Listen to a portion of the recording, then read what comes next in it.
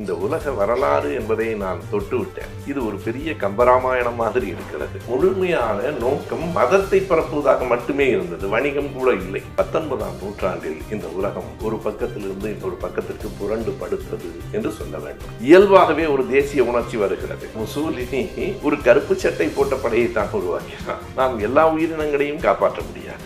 குரங்கில் இருந்து வந்தவன் மனிதன் என்று டார்வின் சொல்லவில்லை. எல்லா உயிரினங்களுக்கும் பொதுவான ஒரு செய்தி என்ன என்று கேட்டால் அது இரண்டு தான். ஒன்று உயிர் வாழ்தல், இன்னொன்று தம் இனப்பெருக்கம். மதம் இந்த மக்களுக்கு ஒரு விதத்தில் தேவைப்படுகிறது என்பதை நான் ஏற்கிறேன். சனாதனம் என்றால் என்ன பொருள்? இது அழிவற்றது என்று பொருள். அப்படியானால் அது பொய் என்று பொருள். நேரு அவர்களுடைய அந்த எழுத்துக்களை பார்க்கிற போதெல்லாம் இந்த மரபு அணுதான் ராகுல் வரைக்கும் வந்திருக்கிறது என்று எனக்கு தோன்றும். வென்றால் நாடு, வீழ்ந்தால் மரணம். பெரியார் நூலக வாசகர் வட்டத்தினுடைய தலைவர், இன்றைய நிகழ்வுக்கும் தலைவர் வழக்கறிஞர் தோழர் வீரமந்தினி அவர்களே, செயலாளர் வெங்கடேஷ் அவர்களே, கூடியிருக்கிற அருமை நண்பர்களே, அனைவருக்கும் என் அன்பு வணக்கம். இந்த அரங்கில் கூடியிருக்கிறவர்களின் எண்ணிக்கை குறைவாக இருந்தாலும் வழக்கமாக ஐயா கோபண்ணா வருவார். இன்றைக்கு பீட்டர் அல்போன்ஸ் அவர்கள் வந்திருக்கிறார். கோபண்ணா அவர்களும் வரக்கூடும், வருவதாக சொன்னார். ஐயா எழுத்தாளர் வீரமணி அவர்கள், புலவர் வெற்றியழகன் அவர்கள், பிச்சநாயகம் அவர்கள், பேராசிரியர் சோலையப்பன் அவர்கள், இப்படி பல ஆளுமைகள் இங்கே கூடியிருக்கிறீர்கள். ஒரு விதத்திலே மகிழ்ச்சியாக இருந்தாலும் ஒரு விதத்தில் கொஞ்சம் அச்சமாகவும் இருக்கிறது. எல்லோரும் கூடியிருக்கிற இந்த அரங்கில் செய்திகளை சரியாக சொல்லிவிட வேண்டுமே என்று. இந்த அச்சம் எனக்கல்ல, ஜவஹர்லால் நேரு அவர்களுக்கும் இருந்திருக்கிறது. இன்றைய கடிதத்தின் தொடக்கத்தில் அதை அவர் இந்திரா காந்தி அவர்களுக்கு அவர் எழுதுகிறார். இந்த உலக வரலாறு என்பதை நான் தொட்டு விட்டேன்.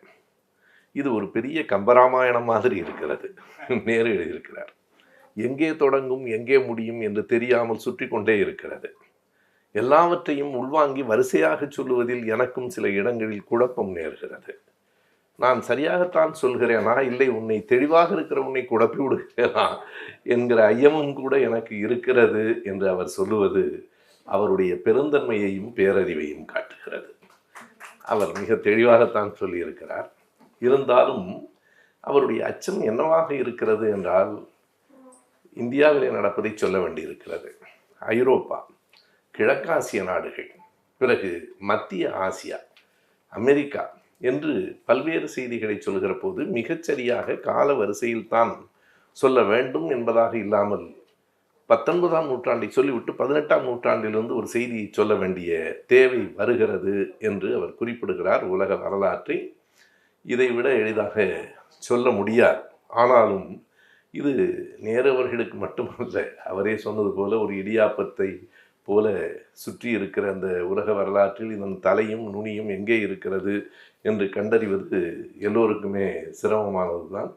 ஒவ்வொரு முறையும் 2வது வியாழக்கிழமை வருகிற போது எனக்கு ஒரு தேர்வுக்கு தயாராவது போல ஒரு கட்டாயம் வருகிறது. மற்ற உரைகளைப் போல அல்லாமல் இதனை கூர்ந்து கவனித்து உள்வாங்கி அதனை சொல்லிவிட வேண்டும். முதல் தொகுதியை வெற்றிகரமாக நாம் முதல் 5 அமர்வுகளில் முடித்திருக்கிறோம். 2வது தொகுதி இன்றைக்கு தொடங்குகிறது. பெரும்பாலும் 2வது தொகுதியில் நாம் பார்க்க போகிற இந்த அமர்வில் ஐரோப்பிய நாடுகளில் நடைபெற்றவை தான் சொல்லப்பட்டிருக்கின்றது. மத்திய ஆசியா பற்றி, பாரசீகம் பற்றி சில செய்திகள். எப்படி அந்த 2ஆம் தொகுதி தொடங்குகிறது என்றால், ஐரோப்பிய நாடுகள் கிழக்காசிய நாடுகளை எப்படி கைப்பற்றின, எப்படி பயன்படுத்தின, எதற்காக அங்கே இருந்து இங்கே வந்து சேர்ந்தன என்பதுதான்.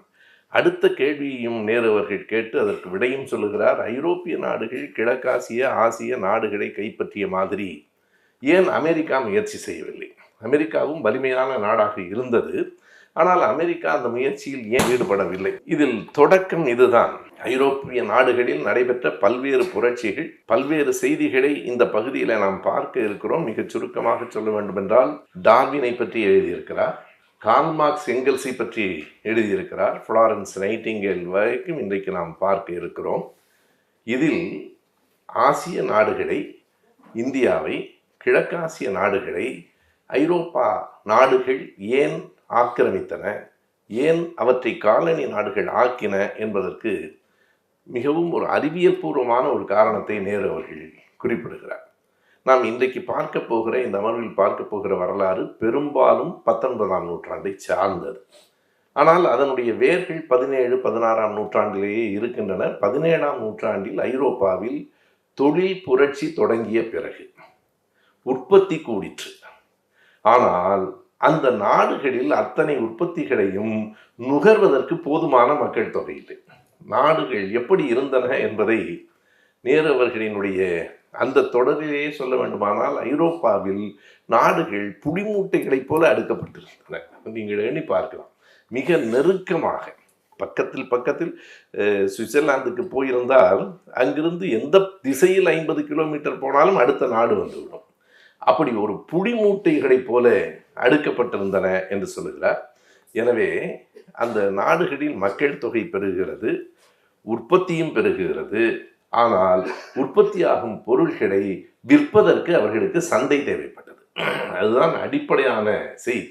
நீங்கள் ஆசியாவுக்கு வருகிற போது உற்பத்தி குறைவாக இருக்கிறது, தேவைப்படுகிற மக்களின் எண்ணிக்கை கூடுதலாக இருக்கிறது. எனவே அங்கே இருந்து உண்மையாக சொன்னால் ஆசியாவை அவர்கள் தங்கள் சாம்ராஜ்யத்தை விரிவுபடுத்துவதற்காக அல்ல, தங்கள் சந்தையை விரிவுபடுத்துவதற்காகவே அப்படி தொடங்கினார்கள். முதலில் தொடங்கியவர்கள் போர்த்துகீசியர்கள் என்கிறார். சொல்லுகிற போதே அதற்கு முன்பே பிலிப்பைன்ஸ் தீவை ஸ்பெயின் பிடித்து விட்டது. 1565 1565 பிலிப்பைன்ஸ் தீவுகளை ஸ்பெயின் கைப்பற்றியது. ஆனால் ஸ்பெயினுக்கு முழுமையான நோக்கம் மதத்தை பரப்புவதாக மட்டுமே இருந்தது, வணிகம் கூட இல்லை. போர்த்துகீசியர்களைப் போல, டச்சுக்காரர்களை போல, இவர்களையெல்லாம் தாண்டி பிரிட்டிஷாரை போல தங்கள் சந்தையை விரிவுபடுத்துவதாக இல்லை. உற்பத்தி பொருள்கள் குவிந்து விற்பனையாகவில்லை என்றால் என்ன ஆகும் என்பதை நான் அண்மையிலே கூட இதே அமர்விலா அல்லது இந்த தொடரிலா அல்லது வேறு கூட்டத்திலா என்று எனக்கு நினைவில்லை, ஒரு தொழிற்சங்கம் மிக வித்தியாசமான ஒரு போராட்டத்தை நடத்திற்று. தொழிற்சங்கங்கள் தொடங்கியது எல்லாமே 19ஆம் நூற்றாண்டு தான். 1825 தான் தொழிற்சங்கங்கள் தொடங்கின. ட்ரேட் யூனியன் என்கிற பெயர்கள் அப்போதுதான் வந்தன. அப்படி இந்த தொழிற்சங்கங்கள் வந்ததற்கு பிறகு சங்கங்களினுடைய வேலை நிறுத்தம் எப்படி இருக்கும் என்று நமக்கு தெரியும். கடையடைப்பு. அவர்கள் அதை மூடிவிட்டு, ஆலையை மூடிவிட்டு வெளியே இருக்கிற போது முதலாளிகள் அந்த ஆலையே மூடி விடுவார்கள். பசி, பஞ்சம், பட்டினி என்றுதான் இருக்கும். ஆனால் ஒரு காலனி நிறுவனத்தில் மிக நுட்பமாக அவர்கள் ஒரு வேலை நிறுத்தத்தை மேற்கொண்டார்கள். என்னவென்றால், அது காலணிகள் தயாரிக்கிற நிறுவனம் 5 லட்சம் காலணிகள் தயாரிக்கிற நேரத்தில் 5 லட்சம் ஜோடி காலணிகளை தயாரிப்பதற்கு பதிலாக அவர்கள் இடதுகால் செருப்பாகவே 10 லட்சம் காலணிகளை தயாரித்து விட்டார்கள். இப்போது 10 லட்சம் காலணிகள் இருக்கின்றன, ஒன்று கூட விற்பனையாகாது. என்றால் எல்லாம் இடதுகாலுக்கு உரியது. இப்படி உற்பத்தி கூடி விற்பனை ஆகவில்லை என்றால் என்ன ஆவது என்பது தொழில் புரட்சிக்கு பிறகு, அங்கே தொழில் புரட்சிக்கு பிறகு அந்த உற்பத்தி கூடிவிட்டது. அவர்கள் நாடுகள் மிக நெருக்கமாக இருக்கின்றன. எனவே ஆசியா தான் சரியான சந்தை என்று அவர்கள் முடிவு செய்தார்கள். போர்த்துகீசியர்கள் தான் முதலிலே வந்தவர்கள். இந்தியாவிலே கூட முதலாக கால் வைத்தவர் வாஸ்கோடா டாகாமா தான் என்பதை நாம் அறிவோம். 1498. அதற்கு பிறகுதான் ஒவ்வொருவராக வந்தார்கள். பிரிட்டிஷாருக்கும் டச்சுக்காரர்களுக்கும் இடையில் அதில் பெரிய மோதல்களும் நடைபெற்றன. பல நேரங்களில் இந்த போர்த்துகீசியர்கள் முழுக்க வணிகத்தை மட்டுமே கணக்கில் வைத்திருந்தார்கள். அந்த காலனி நாடுகளாக இருக்கிற அந்த நாடுகளின் மக்களை பற்றி அவர்கள் கவலைப்படவில்லை. எனவே அந்த மக்களுக்கு அவர்களின் மீது ஒரு கசப்பு வந்தது. அந்த கசப்பை பிரிட்டிஷாரும் டச்சுக்காரர்களும் பயன்படுத்தி கொண்டார்கள். இதுதான் அந்த வரலாற்றின் சுருக்கம். ஆனால் அமெரிக்கா ஏன் இப்படி செய்யவில்லை? அமெரிக்காவுக்கு இந்த சிக்கல்கள் எதுவும் இல்லை. இங்கே இருப்பது போல அவ்வளவு நெருக்கமாக நாடுகள் இல்லை. அவர்கள் உற்பத்தி இன்றைக்கும் நாம் பார்க்கலாம். அமெரிக்கா என்பது மிகப்பெரிய உற்பத்தியை கொண்டு வருகிற தேசம் இல்லை. இப்போதும் வணிகம்தான், ட்ரேட் என்பதுதான் அவர்களின் அடிப்படையான இன்றைக்கும் பொருளாதாரத்திற்கு அங்கே அவர்கள் வணிகம்தான். எனவே உற்பத்தியை விட, ஆகவே அதனை சந்தைகள் அவர்களுக்கு தேவைப்படவில்லை. சாம்ராஜ்யங்களை பற்றி அவர்கள் கவலைப்படவில்லை. என்றால் இருக்கிற அந்த நிலப்பரப்பே மிகுதியானது என்கிற காரணத்தையும் நேரு அவர்கள் குறிப்பிட்டு, இதுதான் ஐரோப்பா நாடுகள் ஆசியாவுக்குள் வந்து புகுந்த கதை. அதற்கு பிறகு இங்கே உள்ளே வந்தவர்களுக்குள்ளேயே, குறிப்பாக பிரான்சுக்கும் பிரிட்டனுக்கும் மிக கடுமையான மோதல்கள் காலனி நாடுகளில் நடைபெற்றன.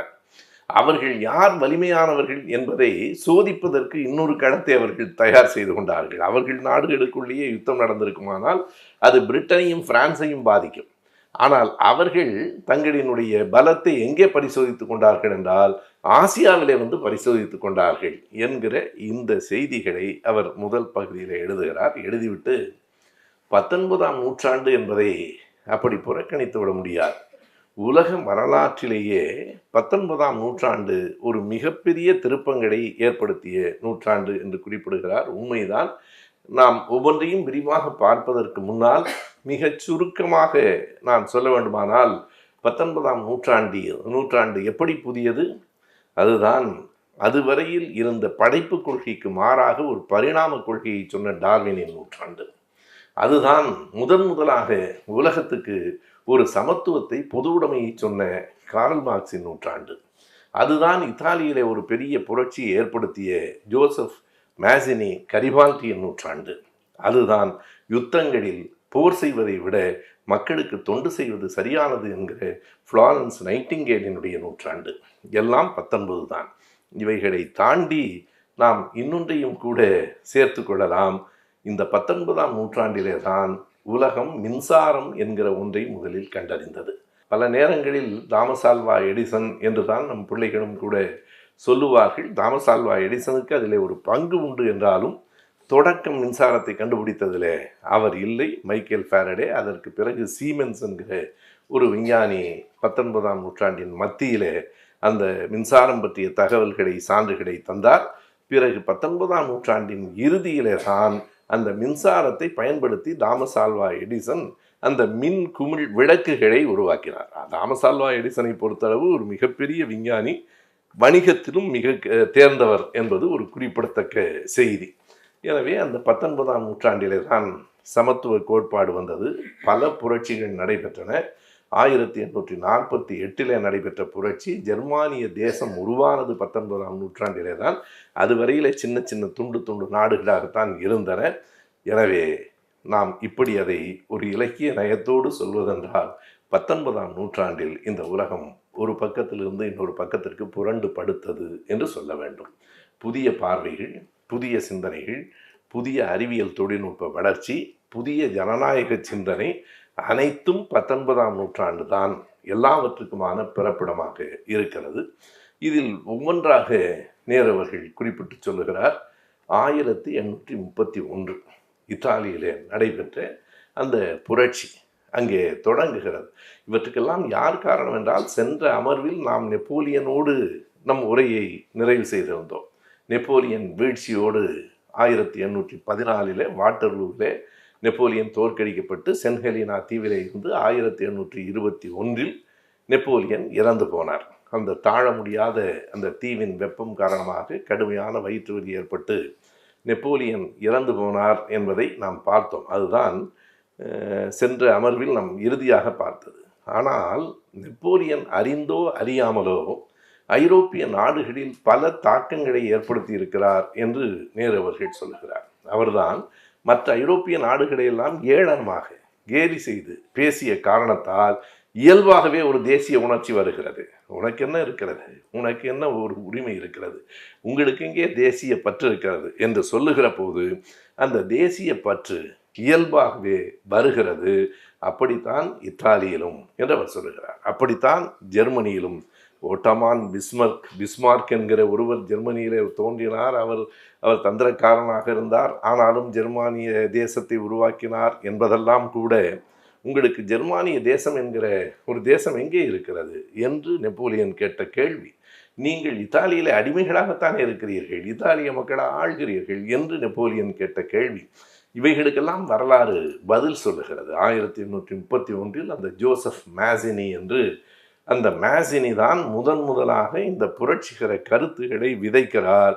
அதை ஏற்று ஒரு இளைஞர் படை எழுகிறது. அந்த இளைஞர் படைக்கு கரிபால்டி தலைமை ஏற்கிறார். இந்த மேசினி, கரிபால்டி. தாம்பரத்தில் என்னுடைய நண்பர்கள் 2 பேர், அண்ணன் தம்பி. ஒருவர் பேர் கரிபால்டி, அடுத்தவர் பேர் மேசினி. கரிபால்டி கொரோனாவிலே இறந்து போனார். நெடுநாள் நண்பர்கள்.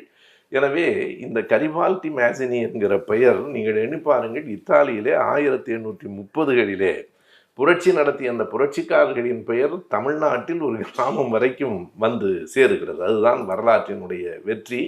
இன்னொன்றையும் வேடிக்கையாக நாம் சொல்ல வேண்டுமென்றால், பின்னால் வந்த முசோலினி ஒரு கருப்பு சட்டை போட்ட படையைத்தான் உருவாக்கினான். கருப்பு சட்டை என்பது ஒரு பிற்போக்குத்தனத்தின் அடையாளமாக முசோலினியின் காலத்தில் இருந்தது. பொதுவாக சிவப்பு தான் புரட்சியின் அடையாளம் என்பார்கள். நான் பல நேரங்களில் சொல்லியிருக்கிறேன், தமிழ்நாட்டில் கருப்பு புரட்சியின் அடையாளம். கருப்பு என்பது புரட்சியின் அடையாளம். நம்முடைய ஆசிரியர் மிக அழகாக சொல்லுவார், எதற்காக கருப்பு சட்டை போட்டிருக்கிறீர்கள் என்றால், கருப்பு என்றால் துக்கம் என்று யார் சொன்னது? ஒவ்வொரு நிறத்துக்கும் ஒவ்வொரு வண்ணத்துக்கும் பல பொருள்கள் உண்டு. மஞ்சள் என்பதை மங்களம் என்றும் சொல்லலாம். அவன் மஞ்சள் பத்திரிகை நடத்துகிறான் என்றால் மங்களமான பத்திரிகை என்று அதற்கு பொருள் அல்ல. எனவே ஒவ்வொரு வண்ணத்துக்கும் பல பொருள்கள் உண்டு. பச்சை என்பது பசுமை தான். அவன் பச்சை பச்சையாக பேசுகிறான் என்பது பசுமை அல்ல. எல்லாவற்றிலும் இருக்கிறது. சிவப்பு புரட்சிக்கும் அடையாளம், சிவப்பு ஆபத்துக்கும் அடையாளம்.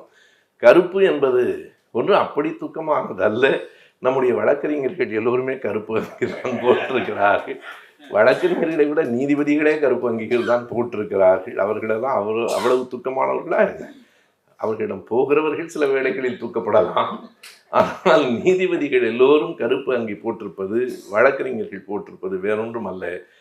நீதி கேட்கிறவர்கள் கருப்பு அங்கி கருப்பு உடை போட்டுக்கொள்ளலாம் என்றால், சமூக நீதி கேட்கிற நாங்களும் கருப்பு உடையை அணிந்து கொள்கிறோம் என்று ஆசிரியர் எப்போதும் சொல்லுவார்கள். அப்படி அந்த கருப்பில் பிற்போக்குத்தனம் இருந்தது. முற்போக்காக இருந்த இளைஞர்கள் சேர்ந்தார்கள். அதில் கூட நாம் மேசினி கரிபால்டி என்று சேர்த்து சொல்கிறோமே தவிர, இரண்டு பேரும் ஒரே மாதிரியான கொள்கை உடையவர்கள் இல்லை. பல நேரங்களில் அப்படித்தான். வரலாற்றில் கார்ல் மார்க்ஸும் எங்கெல்ஸும் என்று சொல்வது பொருத்தம். ஒரே ஒத்த பார்வையும் நோக்கமும் உடையவர்கள். ஆனால் வால்டேரும் ரூசோவும் அப்படி இல்லை. வால்டேர் ரூசோவை பற்றி நாம் பிரெஞ்சு புரட்சி சென்ற அமர்விலே பார்த்தோம். நான் வால்டேரும் ரூசோவும் என்றே திருச்சியிலே மாணவர்களிடம் ஒரு மணி நேரம் பேசினேன். புத்தகமாகவும் வந்திருக்கிறது. வால்டேருக்கும் ரூசோவுக்கும் கருத்து வேறுபாடுகள் உண்டு. ரூசோவை பல நேரங்களில் வால்டேர் ஏற்றுக்கொள்வதில்லை. அதை போலத்தான் மேசினிக்கும் கரிபால்டிக்கும் வேறுபாடு உண்டு. மேசினி அறிவு புரட்சியைத்தான் விதைத்தார், கரிபால்டி ஆயுத புரட்சியைத்தான் முன்னெடுத்தார். இது அவர்கள் இரண்டு பேருக்கும் இடையிலே இருந்த ஒரு மிகப்பெரிய வேறுபாடு. ஆனால் மேசினி தான் அந்த விதையை தூவியவர், அதில் மறுக்க முடியாது. அதனை கையில் எடுத்துக்கொண்டு கரிபால்டியினுடைய வீர முழக்கத்தை நேரு அவர்கள் தமிழிலே, அழகேசன் அவர்கள் தமிழில் கொடுத்திருக்கிறார். நேரு அந்த முழக்கத்தை தந்திருக்கிறார். கரிபால்டியினுடைய முழக்கம் வரலாற்று புகழ் பெற்றது. கரிபால்டி என்ன சொன்னார் என்றால், இளைஞர்களே வாருங்கள், வீட்டிற்குள் அடைந்து கிடக்காதீர்கள், இந்த படையில் இணைந்து கொள்ளுங்கள். வீர முரசு வெடியில் ஒலிக்கும் போது வீட்டுக்குள் இருக்கிறவன் கோழை. வாருங்கள், வந்தால் என்னோடு வந்தால், இந்த படையில் சேர்ந்தால் உங்களுக்கு என்ன தர முடியும்? என்னால் வேறொன்றும் தர முடியாது. போர், மரணம், போர், காயம், கவலை, இவைகளை தவிர என்னால் வேறொன்றும் தர முடியாது. ஆனாலும் வாருங்கள், இந்த தேசத்திற்கு விடுதலை விரும்புவோர் வாருங்கள். கடைசியாக கரிபால்டி சொன்னான், வென்றால் நாடு, வீழ்ந்தால் மரணம். அதுதான் கரிபால்டியினுடைய உச்சகட்டமான அந்த முழக்கம். வாருங்கள் இளைஞர்களே, வென்றால் நாடு, வீழ்ந்தால் மரணம். நீங்கள் அடிமையாக வாழ்வதை விட வீரனாக இறந்து போவது மேல் என்று கரிபால்டி சொன்னான். அந்த புரட்சி அதே காலகட்டத்திலே தான் 1848ஆம் ஆண்டு புரட்சி என்றே தலைப்பிட்டு நேரு அவர்கள் எழுதியிருக்கிறார். 1848 நடந்த புரட்சி இன்னொரு விதமான புரட்சியின் தொடக்கம் என்று அவர் எழுதுகிறார். பொதுவாக அதற்கு முன்னால் நடந்த புரட்சிகள் எல்லாம் அரண்மனை புரட்சிகள் தான். அரண்மனைக்குள்ளே இருக்கிற மன்னருக்கு எதிராக ஒன்று அவனுடைய தம்பியோ அல்லது அண்ணனோ, அந்த அரண்மனை புரட்சிகள் தான். இருக்கிறவர்களை கவிழ்த்து விட்டு ஆட்சிக்கு வருகிற அரண்மனை புரட்சிகள் நடக்கும். ஒரு தேசத்தின் அளவில் நடந்தது புரட்சி என்பது 1848. அதற்கு பின்னால் 19ஆம் நூற்றாண்டின் இறுதியில் சமூக புரட்சிகள் உருவெடுத்தன என்று எழுதுகிறார். அரண்மனை புரட்சிக்கும் அரசு புரட்சிக்கும் தேசிய புரட்சிக்கும் சமூக புரட்சிக்கும் இடையில் பெரிய வேறுபாடுகள் இருக்கின்றன என்பதையும் நேரு அவர்கள் பட்டியலிட்டு காட்டுகிறார். 1848 நடந்தது வெறும் அரண்மனை புரட்சி அல்ல. அது ஏறத்தாழ ஜெர்மன் என்கிற ஒரு தேசத்தை உருவாக்கிய புரட்சி. ஜெர்மன் துண்டு துண்டாகத்தான் இருந்தது. கிரேக்கம் கூட அப்படித்தானே இருந்தது. கிரேக்கம் என்கிற ஒரு பெரிய நாடு, பேரரசு உருவான காலம் வேறு. அதே போல இங்கே ஆஸ்திரியா, பிரஷ்யா, பல துண்டு துண்டாக இருந்தாலும் இந்த 2 பகுதிகளும் வலிமையானவையாக வரலாற்றில் குறிக்கப்படுகிறவையாக இருக்கின்றன. இப்போதும் நாம் கார்ல் மார்க்ஸ், எங்கெல்ஸ் இவர்கள்லாம் பிறந்ததை பற்றி படிக்கிற போது அவர்கள் ஜெர்மனியில் பிறந்தார்கள் என்று குறிப்பு இருக்காது. அது பின்னால் ஜெர்மனியாக ஆயிற்று. அது ஆஸ்திரியாவாக பிரஷ்யாவாகத்தான் இருந்தது. இந்த ஆஸ்திரியா பிரஷ்யா என்கிற 2 பகுதிகளை தாண்டி இன்னும் பல பகுதிகளும் உள்ளே இருந்தன. எப்படி என்றால் 13ஆம் நூற்றாண்டுக்கு பிறகு 14ஆம் நூற்றாண்டின் தொடக்கம் 1310 வரைக்கும் தான் மூவேந்தர்கள் ஆட்சி தமிழ்நாட்டில் இருந்தது. அதற்கு பிறகு சேர சோழ பாண்டியர்கள் இருந்தார்களா என்றால் சேர சோழ பாண்டியர்கள் என்கிற பெயர்களில் இருந்தார்கள். அந்த பழைய மூவேந்தர்களாக இல்லை. சின்ன சின்ன குறுநில மன்னர்கள். பாண்டியர்களில் மட்டும் 5 பேர் இருந்தார்கள். 5 பாண்டியர்கள். அதுதான் பஞ்ச பாண்டியர்கள் என்கிற பெயர் எல்லாம் 14, 15ஆம் நூற்றாண்டில். அதை போல ஜெர்மானிய தேசம் பிளவுண்டு கிடந்தது. அதனை ஒற்றை தலைமையின் கீழ் கொண்டு வருவது என்று முயற்சிகள் நடந்தபோது பிரஷ்யா தான் தலைமை ஏற்பேன் என்றது. ஆஸ்திரியா தலைமை தனக்குத்தான் வேண்டும் என்றது. இந்த முழக்கம் என்னவாக இருந்தது என்றால் அதை ஆட்டோமான் பிஸ்மார்க் தான் தொடங்கினார். பிரஷ்யாவை பிரஷ்யர்கள் தான் ஆள வேண்டும். நீங்கள் இருக்கலாம், ஆனால் பிரஷ்யர்கள் தான் ஆள வேண்டும். இதைத்தான் பின்னாலே ஹிட்லர் எடுத்துக்கொண்டார்.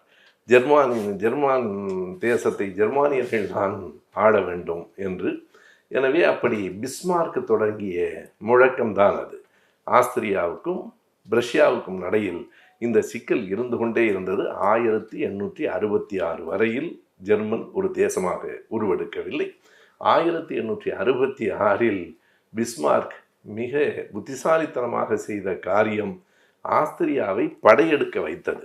எப்போதும் படையெடுப்பது வீரமாக இருக்கலாம், படையெடுக்க வைப்பது தந்திரம்.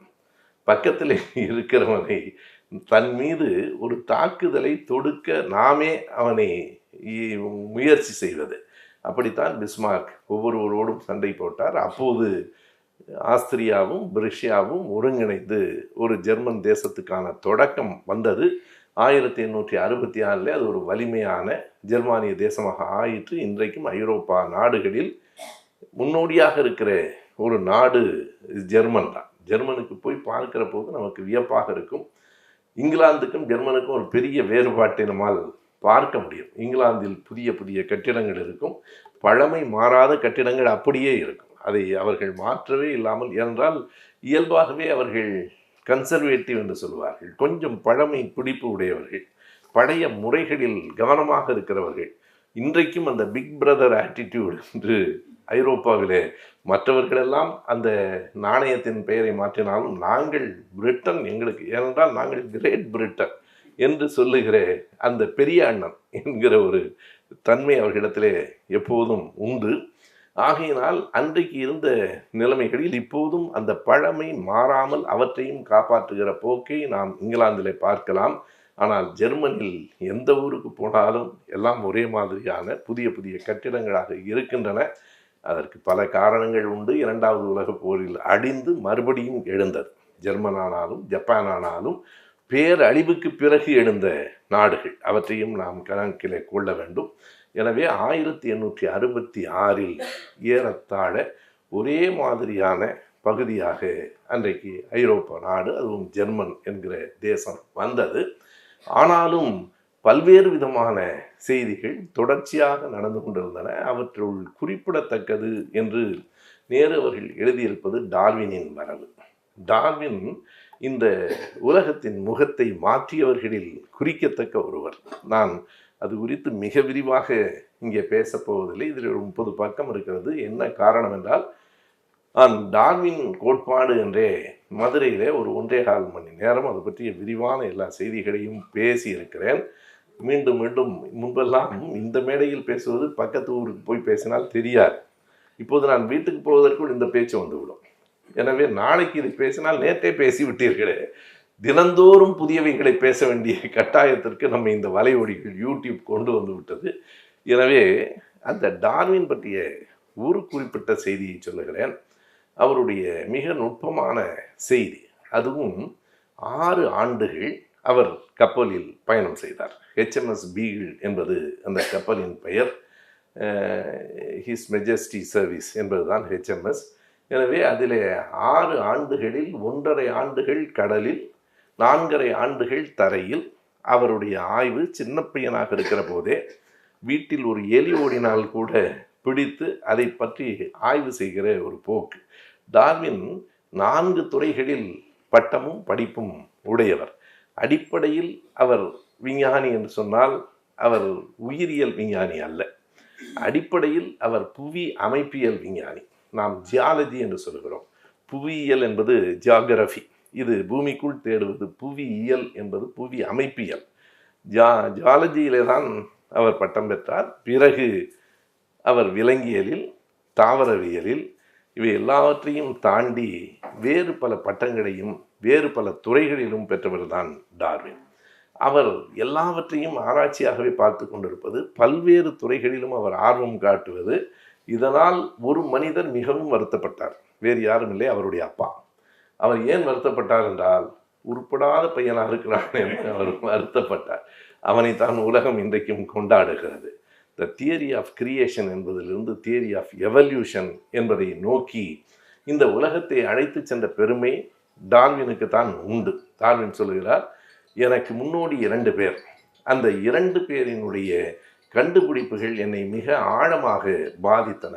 ஒருவர் டிசி வெல்ஸ் என்கிற விஞ்ஞானி, இன்னொருவர் டிஆர் மேத்யூஸ் என்கிற ஒரு பொருளியல் அறிஞர். நமக்கே குழப்பமாக இருக்கிறது, பொருளியல் அறிஞருக்கும் இதற்கும் என்ன தொடர்பு இருக்கிறது? 2 பேரை அவர் சொல்லுகிறார்.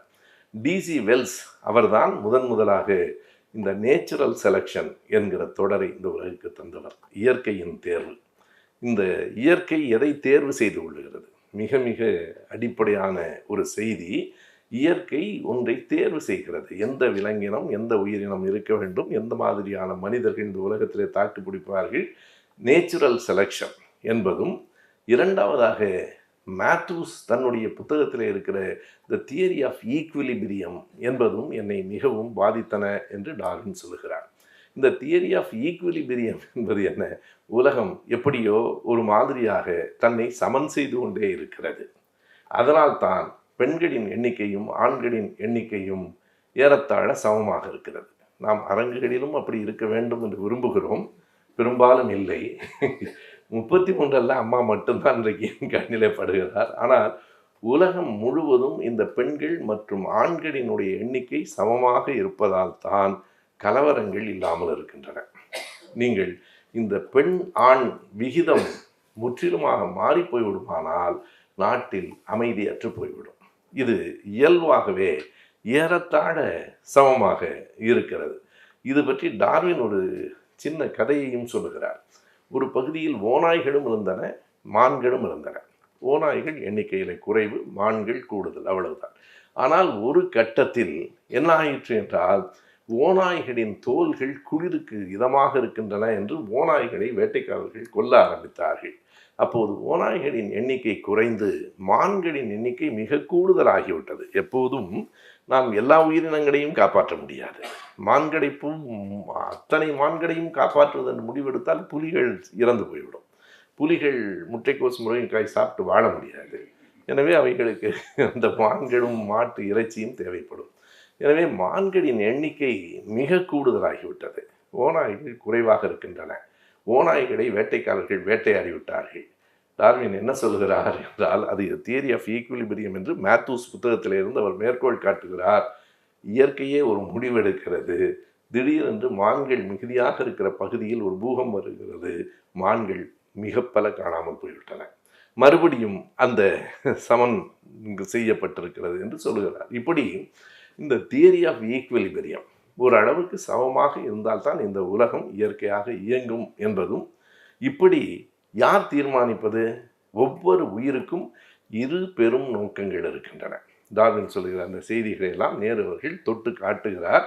2 பெரும் நோக்கங்கள் இருக்கின்றன. ஒன்று சர்வைவல், இன்னொன்று ரீப்ரொடக்ஷன். தன்னை உயிர் வாழ்தலும் தன் இனத்தை பெருக்குதலும். இவை 2ம் இயற்கையான உத்திகள். தான் இருத்தல், யாரெல்லாம் இருக்க முடியும்? இந்த உலகத்தில் என்ன நடந்து கொண்டிருக்கிறது? Struggle for existence. அவன் சொல்லுகிறான். நான் அந்த டார்வின் பற்றி பேசுகிற போதே அந்த கூட்டத்தில் முதலில் ஒரு செய்தியை சொன்னேன். குரங்கில் இருந்து வந்தவன் மனிதன், என்று டார்வின் சொல்லவில்லை. இன்றைக்கும் தவறுதலாக நாம் சொல்லிக்கொண்டே இருக்கிறோம். டார்வின் அப்படி சொல்லவில்லை. பல உயிரினங்கள் ஒரு மூத்த உயிரினத்தில் இருந்து வந்தன. அந்த மூத்த உயிரினம் இல்லை. அதில் வந்த உயிரினங்களில் குரங்குகள், மனிதர்கள் எல்லோரும் இருக்கிறார்கள் என்று தான் சொன்னார். எனவே இந்த இடத்தில் அவர் சொல்லுவது, உலகம் முழுவதும் எல்லா உயிரினங்களுக்குள்ளும் நடந்து கொண்டிருப்பது எது என்று கேட்டால், உயிர் வாழ்தலுக்கான போராட்டம், ஸ்ட்ரகிள் ஃபார் எக்ஸிஸ்டன்ஸ். ஒவ்வொருவருக்கும், ஒவ்வொரு உயிரினத்துக்கும், சின்ன சின்ன புழு பூச்சிக்கும் உயிர் வாழ்கிற அந்த போராட்டம் இருந்து கொண்டே இருக்கிறது. யார் வெற்றி பெறுகிறார்கள்? Struggle for existence and survival of the fittest. யார் வலிமையானவர்களோ அவன் வலிமைதான் வாழும். நீங்கள் ஒரு நோபல் பரிசு பெற்ற ஒரு கதை, நாம் அறிந்த கதை தான். ஒரு பெரிய மீன் சின்ன மீனை விழுங்க வருகிறது. அப்போது சின்ன மீன், ஏன் நான் உனக்கு என்ன செய்தேன், ஏன் என்னை விழுங்க வருகிறாய், நான் உனக்கு ஏதாவது கெடுதல் செய்தேனா? அந்த பெரிய மீன் சொல்லும், இந்த தத்துவம் எல்லாம் வேலைக்காகாது. ஒன்று நீ என்னை விடுங்கு, அல்லது என்னிடமிருந்து தப்பித்து போ. இரண்டில் ஒன்றுதான் இந்த வாழ்வு, இரண்டில் ஒன்றுதான்.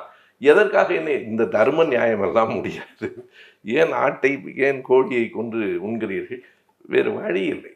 காய்கறிகள் உலகத்தில் இருக்கிற மனிதர்களுக்கு போதுமானவையாக இல்லை. நான் வள்ளுவருக்கும் வள்ளலாருக்கும் எதிராக பேசவில்லை.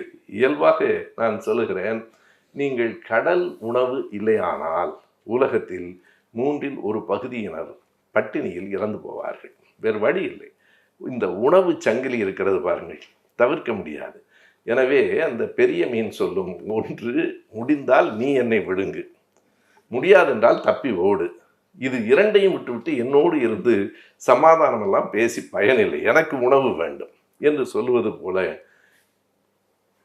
Survival of the fittest. யார் வலிமையானவர்களோ அவர்கள் வாழ்வார்கள்.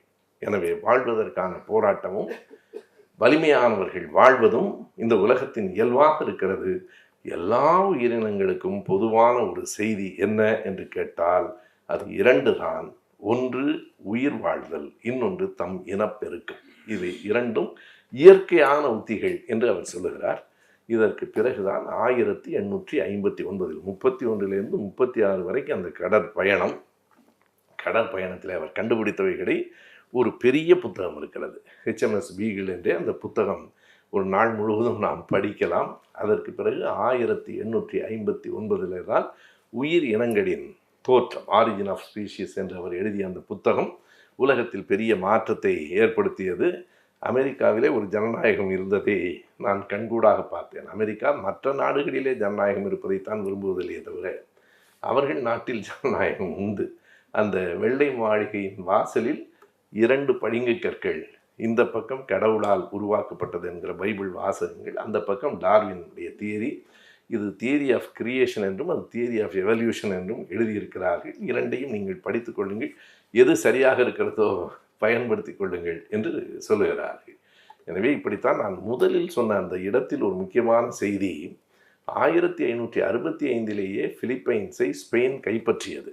ஆனால் அவர்கள் முழுக்க முழுக்க மதமாற்றத்தில் மட்டுமே கவனம் செலுத்தினார்கள். அது என்ன ஆயிற்று என்றால், அங்கே இருந்து சீனர்கள் பிலிப்பைன்ஸுக்கு வருகிற போது, நீங்கள் இங்கே வேலை செய்யலாம், இங்கே இருக்கலாம், ஆனால் நீங்கள் மதமாற்றத்துக்கு ஒப்புக்கொள்ள வேண்டும் என்று சொன்னபோது சீனர்கள் அதை ஏற்கவில்லை. படுகொலைகள் நிகழ்ந்தன. பிறகு இன்னொரு கேள்வி வருகிறது, ஏன் பிரித்தானியர்களையும் கூட அவர்கள் அனுமதிக்கவில்லை என்றால், நேரு அவர்கள் எழுதுகிறார், நீ மதம் கிறிஸ்தவம், இஸ்லாம், இந்து இப்படித்தான் இருக்கிறது என்றா கருதுகிறாய்? கிறிஸ்தவத்திலே புராட்டஸ்டண்ட்டுக்கும் கத்தோலிக்குக்கும் இருக்கிற சண்டை இன்னொரு மதத்துக்காரனும் கூட இருக்காது என்று அவர் சொல்லுகிறார். வந்தவர்கள் எல்லோரும் பிரிட்டானியர்கள், பெரும்பாலும் புராட்டஸ்டன்ட் மதத்தை சார்ந்தவர்கள், அங்கே இருந்து ஸ்பெயினில் இருந்து வந்திருக்கிறவர்கள் கத்தோலிக்கர்கள். எனவே அதை ஏற்கவில்லை என்று மதம் எவ்வளவு வலிமையாக, எவ்வளவு வாழ்வினுடைய எல்லைகளை பற்றி கவலைப்படாமல் போரிட்டு இருக்கிறது என்பதையெல்லாம் அவர் எழுதுவார். பல இடங்களில் நேரு அவர்களினுடைய அந்த எழுத்துக்களை பார்க்கிற போதெல்லாம், ஓ, இந்த மரபு அணுதான் ராகுல் வரைக்கும் வந்திருக்கிறது என்று எனக்கு தோன்றும். எங்கே இருந்து ராகுல் இப்படி பேசுகிறார் என்றால், இதில் மதம் பற்றிய அவருடைய பார்வைகள் அவ்வளவு அழுத்தமாக, தெளிவாக நேருவினுடைய எழுத்துகள் அமைந்திருக்கின்றன. எனவே நான் மறுபடியும் டார்வினுக்கு வந்து விடுகிறேன். 1859 அவர் எழுதிய அந்த உயிர் இனங்களின் தோற்றம், ஆரிஜின் ஆஃப் ஸ்பீஷிஸ் என்பது உலகத்தில் ஒரு பெரிய சிந்தனையை உருவாக்கிற்று. எது சரி எது தவறு என்பது எப்போதும் அறிவியலில் முடிந்த முடிவுகள் இல்லை. குன்றக்குடி அடிகளார் அவர்கள் அடிக்கடி சொல்வது போல, இன்றைய அறிவு நாளைய அறியாமை ஆகிவிடலாம். இன்றைக்கு அது அறிவு. எனவே அப்படிப்பட்ட மாற்றங்கள் நிகழ்ந்தன. அந்த நேரத்தில் நடைபெற்ற இன்னொரு மிக முக்கியமான உலக வரலாற்றை புரட்டி போட்ட ஒரு நிகழ்வு எது என்றால், 1800 அதாவது 19ஆம் நூற்றாண்டின் மத்தியில் காரல் மார்க்ஸ், எங்கெல்ஸ் என்கிற 2 பேரும் சேர்ந்து வெளியிட்ட கம்யூனிஸ்ட் மேனிஃபெஸ்டோ என்கிற ஒரு மிக சின்ன புத்தகம், ஒரு சிறிய புத்தகம். உலக தொழிலாளர்களே ஒன்றுபடுங்கள், நீங்கள் பெறுவதற்கு இந்த உலகமே இருக்கிறது, இழப்பதற்கு கை விலங்குகளை தவிர எதுவும் இல்லை. இதுதான் அதனுடைய கடைசி வரிகள். அந்த கார்ல் மார்க்ஸ் பற்றியும் 2 அத்தியாயங்கள் நேரு அவர்கள் எழுதுகிறார். எதை நாம் உள்வாங்கிக் கொள்ள வேண்டும் என்றால், கட்சிகளை எல்லாம் தாண்டி வரலாற்றை எழுதுகிற போது கம்யூனிசத்தை பற்றி அவர் எவ்வளவு புகழ்ந்தும் சரியாகவும் உள்வாங்கியும் எழுதியிருக்கிறார் என்பதை நாம் பார்க்கலாம். மார்க்சினுடைய தத்துவம், அவர் எந்தெந்த தளங்களில் பயணம் செய்தார் என்பதையெல்லாம் நேரு எழுதுகிறார். நாம் அறிவோம், கார்ல் மார்க்ஸும் எங்கெல்ஸும் ஏறத்தாழ ஒத்த வயது உடையவர்கள். 1818 மார்க்ஸ், 1820 எங்கெல்ஸ். இறந்தது கூட 83 மார்க்ஸ், 95 எங்கெல்ஸ் என்று 2 பேரும் ஒரு பெரும்பான்மையாக சமகாலத்தில். அவர்கள் சந்தித்தது 1844. 2 பேரும் இன்னொரு நாட்டில், பிரான்சிலே தான் சந்தித்தார்கள். கார்ல் மார்க்ஸ் ஜெர்மனியிலிருந்து பிரான்ஸுக்கு நாடு கடத்தப்பட்டார். பிறகு பிரான்சில் இருந்து பிரசல்ஸுக்கு வந்தார். பிரசல்ஸிலிருந்து மறுபடியும் ஜெர்மனிக்கு வந்தார். ஜெர்மனியிலிருந்து மீண்டும் நாடு கடத்தப்பட்டார். பொதுவாக நாடு கடத்தப்பட்டவர்கள் உண்டு, கார்ல் மார்க்ஸ் தான் நாடுகள் கடத்தப்பட்டவர். பல நாடுகள் கடத்தப்பட்ட ஒரு மாமேதை. என்றால் அவருடைய அந்த அறிவு கூர்மையை எந்த நாட்டினாலும் தாங்க முடியவில்லை. ஒவ்வொரு நாடும் அவரை தள்ளிற்று. அவருடைய அடையாளம் எங்கே இருந்தது என்றால், 1835 அவர் பள்ளி மாணவனாக இருந்தபோது எழுதிய ஒரு கட்டுரை. பள்ளி மாணவனாகத்தான் அவர் இருந்தார்.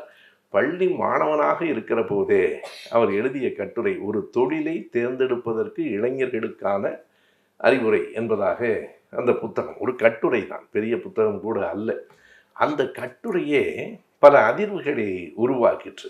மார்க்ஸ் எழுதினார். மார்க்ஸ் என்றால் நாம் கார்ல் மார்க்ஸை கற்பனை செய்து கொள்ளக்கூடாது. ஒரு 17 வயது பள்ளி மாணவன் எழுதுகிற போது சொன்னால், வேலைகளை எப்படி வேண்டுமானாலும் தேர்ந்தெடுத்து கொள்ளலாம், அதனுடைய அடிப்படை நோக்கம் பொருள் ஈட்டுவதாக இருக்கலாம், பிழையில்லை. ஆனால் வெறுமனே பொருள் ஈட்டுவதற்காக மட்டுமே படிக்கிறவன், அதற்காக மட்டுமே உழைக்கிறவன் பெரிய பணக்காரனாகலாம், அறிவாளியாகலாம், முனிவனாகலாம். நேரு அதை எப்படி எழுதியிருக்கிறார், முனிவனாக கூட ஆகலாம், அல்லது கதை, கவிதை, கட்டுரை எழுதுகிற படைப்பாளன் ஆகலாம். கடைசி ஒரு எத்தனை ஆழமானது பாருங்கள்.